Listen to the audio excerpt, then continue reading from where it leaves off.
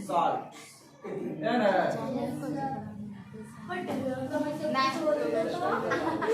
चलो ये भगवान अब ध्यान देना क्या है इसमें, क्या लेक्चर दे पहले।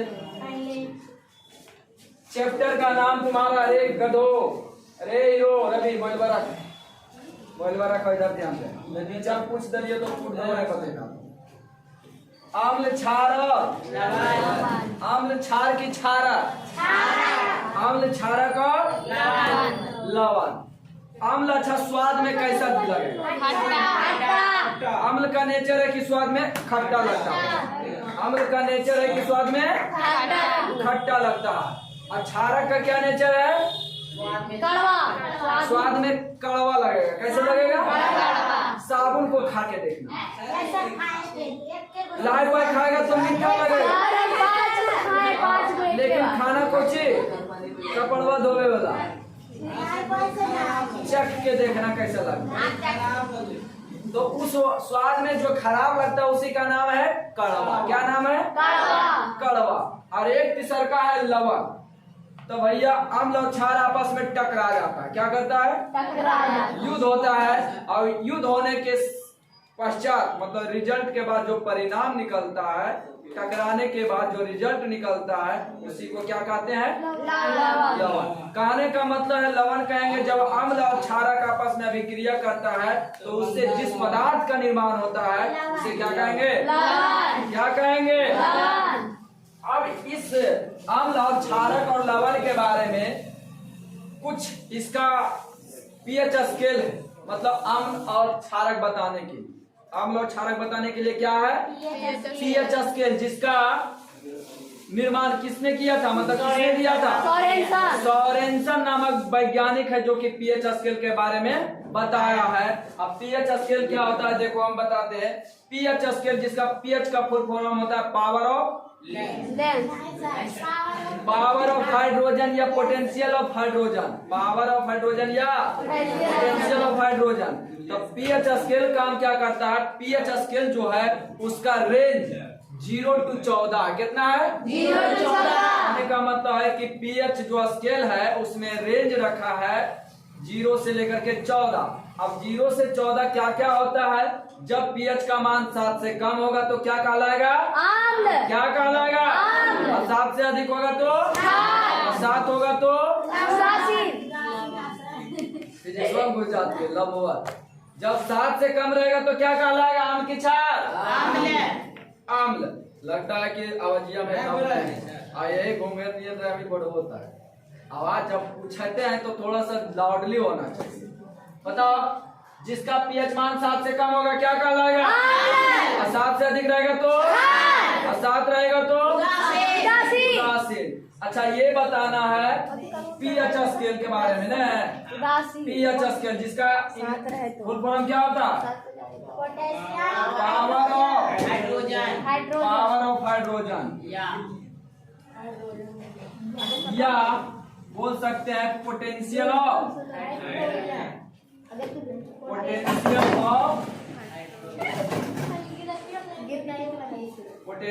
हाइड्रोजन। अब बता, अरे तुरंत गप करने लगती है। बताओ पीएच इसका फुल फॉर्म पावर ऑफ या पोटेंशियल ऑफ हाइड्रोजन। अब बताना पीएच स्केल, पीएच स्केल के बारे में कौन बताया था? सोरेनसन नामक वैज्ञानिक बताया था। सोरेनसन नामक वैज्ञानिक ने बताया था किसके बारे में? पीएच स्केल के बारे में। कहने का मतलब ये क्वेश्चन उठता है कि पीएच स्केल का खोज किसने किया? किसने किया? सोरेनसन नामक वैज्ञानिक ने पीएच स्केल का खोज किया या बनाया या निर्माण किया। खोज किया मतलब उसी का दे रहे ना। अब बताओ पीएच स्केल क्या होता है? एक रेंज में होता है। क्या होता है? एक रेंज। अब बताओ इसका रेंज क्या है? 0 to 14 कितना होता है? 0 to 14 होता है भाई साहब। अब बीच में की है 7 की 0 7 होता है। जो बोलेंगे वही नहीं रहना। अब बताना है जिसका पीएच मान 7 से कहने का मतलब यहाँ तक तो तुम्हारा 6 आएगा, 6.9 तक जाएगा समथिंग, और इधर जाएगा कहाँ तक तुम्हारा 11.9 तक समथिंग, 11 में 13 पॉइंट समथिंग तक जाएगा, 13.9 तक, तब जाकर के 14। लेकिन यहाँ से अरे गधी ध्यान दो इधर, अब यहाँ से तुम्हारा ये क्या कहलाएगा पार्ट, क्या कहलाएगा, अम्ल कहलाएगा, और ई वाला पार्ट क्या कहलाएगा, क्या कहलाएगा, और ये जो पार्ट है तुम्हारा क्या कहलाएगा, क्षारक। क्षारक, क्षार मतलब कि वैसा क्षार जो जल में घुल जाए उसे कहते हैं क्षार।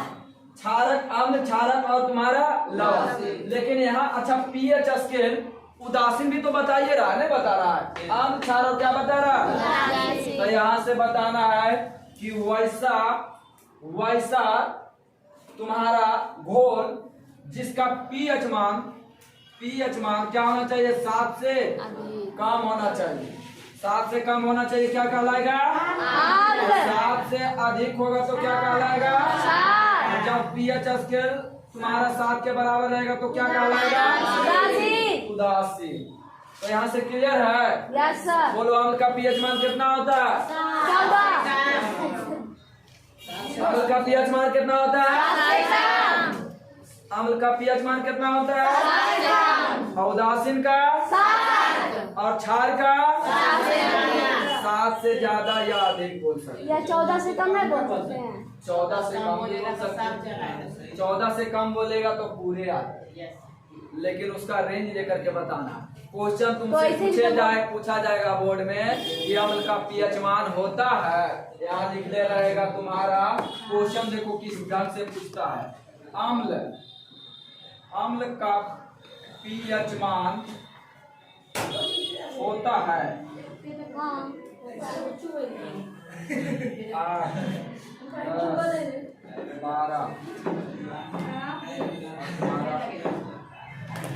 अब यहाँ से क्वेश्चन कर सकता है या फिर ये बोल सकता है निम्न में से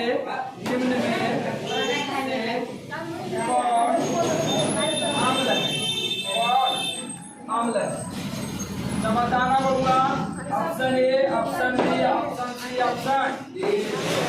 बता इनमें से कौन अम्ल होगा, कोई नहीं, 5 नहीं दिख रहा है, 7 से कम है, 7 से कम है कि ना, तो यहाँ से क्वेश्चन उठ सकता है निम्न में से कौन अम्ल है, तो कौन होगा, इसका पीएच मान कितना होगा, 7 से कम मतलब 5 वाला होगा पूरा ऑप्शन।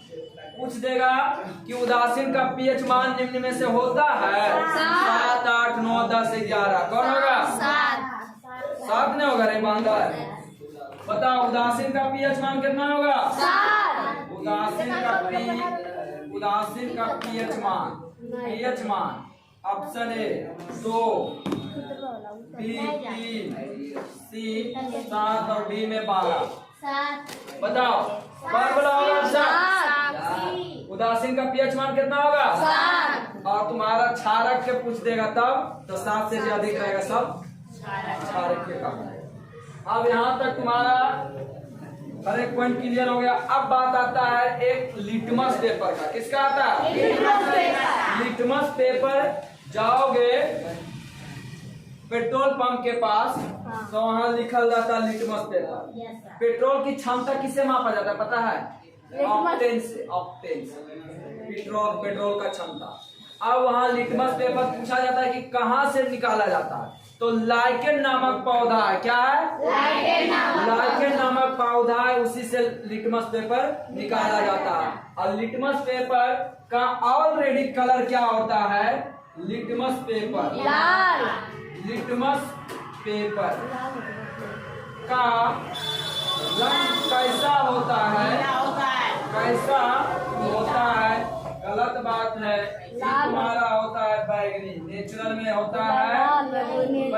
क्या होता है, बैगनी। लिटमस पेपर का कलर कैसा होता है, बैगनी होता है। अगर प्राकृतिक से अगर देखा जाए कि लिटमस पेपर का जो कलर होता है क्या होता है, बैगनी। देखो देखो ला जूता मार ले हमारे कैमरा के। हमने सर हुई ध्यान से बोले थे हिल गया सर। तो बंद बना दे।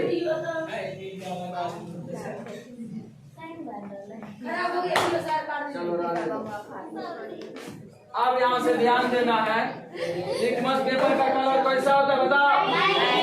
अरे धुरंधर थोड़ा पर सबसे ज्यादा ध्यान दो, दुनिया कुछ करे तो ध्यान इधर होना चाहिए। बताओ लिटमस पेपर का कलर कैसा होता है। अब बताना है कि जब नीले लिटमस पेपर को अम्ल में डाल दिया जाए, अभी तो बैगनी है सर, नीला का नहीं चला। बात समझेगा तब ना, बैगनी है ठीक है।